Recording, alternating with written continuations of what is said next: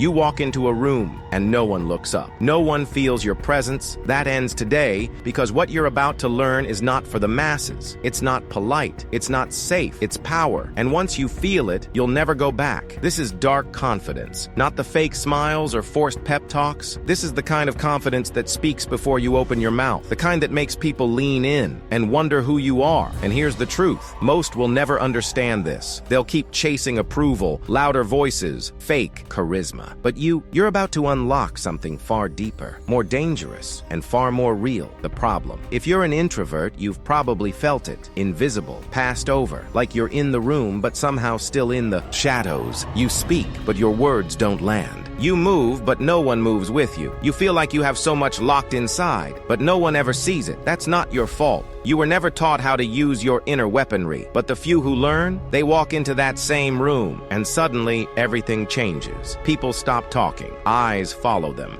and it's not because they're loud, it's because they've mastered dark confidence. Let's make you one of them. The stillness that cuts. Imagine walking into a crowded room, noise, laughter, chaos, but you are still, calm, focused. Stillness is power. It unsettles people. It makes them notice. Because everyone else is trying too hard. Your stillness says, I don't need to impress you. You'll come to me. Hold eye contact. Slow your breathing. Say less, but mean more. This is dominance through control, and most will never even see it coming. Weaponize your silence. Most people fear silence. They rush to fill it. But you let it hang. You let people sit in it, squirm in it, feel it. Silence creates tension, and tension is power. When you speak only when necessary, your words become sharp, like blades. The next time someone asks you something, pause. Don't rush. Feel the silence. Then drop your answer like a stone. They'll remember it. They'll feel it in their chest. Because you didn't just talk. You pierced the moment. This is rare. And it's lethal. Own your shadows. Confidence doesn't come from pretending you have no flaws. It comes from owning them so fully, they become armor. Think of every insecurity. Your quietness. Your awkward pauses. Your introversion. Now imagine wearing them like a crown. Yeah, I don't talk much, but when I do, people listen. You take what they'd use against you, and you flip it. Suddenly, you're not apologizing for who you are. You're weaponizing it. That scares people, because they can't control someone who's already claimed their darkness. Most never do. But you will. Speak with weight. Every word you say